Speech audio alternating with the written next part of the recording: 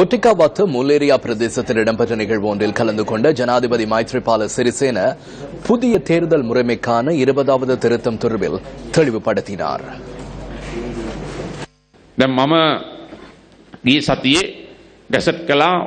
இருபதாவது அரசியலமைப்பு திருத்தத்தை கடந்த வாரத்தில் வர்த்தமானியில் வெளியிட்டேன். விசேடமாக பாராளுமன்ற தேர்தலில் தேர்தல் முறைமையை மாற்றுவது தொடர்பில் வர்த்தமானி தொடர்பில் தற்போது பல்வேறு விமர்சனங்கள் எழுந்துள்ளன. எதிர்ப்பும் வெளியிடப்பட்டுள்ளது. இவ்வாறு விமர்சனங்கள் வெளிவரும் என்பது எனக்கு தெரியும். அந்த கருத்துக்கள் மற்றும் புதிய யோசனைகள் வரும் என்பது எமக்கு தெரியும். அதற்காக நான் வர்த்தமானியை வெளியிட்டேன்.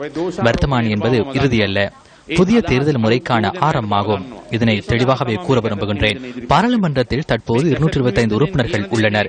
இந்த 225 வைத்துக் கொள்வதா அல்லது 237 அதிகரிப்பதா, இது குறித்து எதிர்வரும் நாட்களில் தீர்மானிக்க முடியும். இந்த வர்த்தமானி பாராளுமன்றத்தில் சமர்ப்பிக்கப்பட்ட பின்னர் உயர் நீதிமன்றத்துக்கு அனுப்பப்படும்.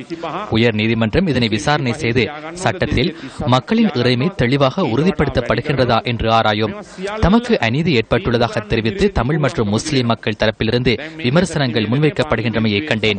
அதுபோன்று சிறு கட்சிகளை எடுத்துக் கொண்டால் மக்கள் விடுதலை முன்னணி மற்றும் ஜாதிக ஹெலோருமிய போன்ற கட்சிகளிலிருந்து பாராளுமன்றத்துக்கு சிறு பிரதிநிதித்துவம் காணப்பட்டாலும் அந்த கட்சிகள் சிறப்புமிக்கவை.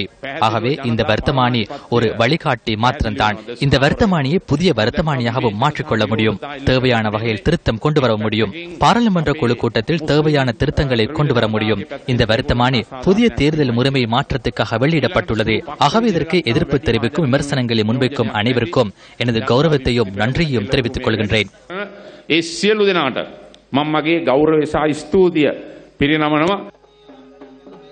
கொட்டிக்காவத்து முல்லேரியா பிரதேச சபையின் நவீனமயமாக்கப்பட்ட பிரதான அலுவலகத்தை ஜனாதிபதி இன்று திறந்து வைத்தார்.